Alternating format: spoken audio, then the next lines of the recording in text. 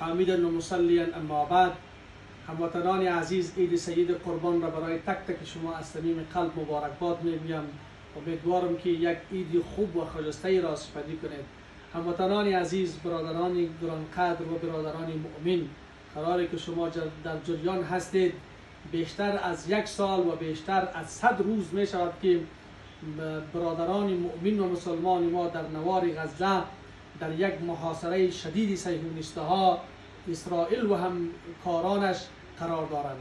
این برادران مؤمن ما در محاصره شدید و همچنان در یک حوادث مصنوعی قرار دارند که آب، نان، دوا، غذا و امثالهم همه چیز بالای این برادران عزیز ما و شما چی است؟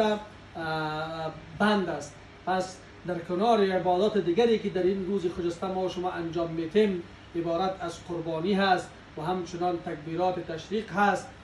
باید دعا را بکنیم در حق برادران خودمان که تا اینکه پروردگار ایشان را از این محاصره شدید رهایی ببخشد.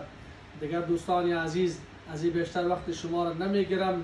به عنوان یک برادر خدوم، خدمتگزار و همکار شما، به واسطه شما این روز خجسته را به همه اعضای خانواده معززتان از صمیم قلب یک بار دیگر تبریک و تهنیت عرض می نمایم. السلام علیکم و رحمت الله و تعالی و برکاته.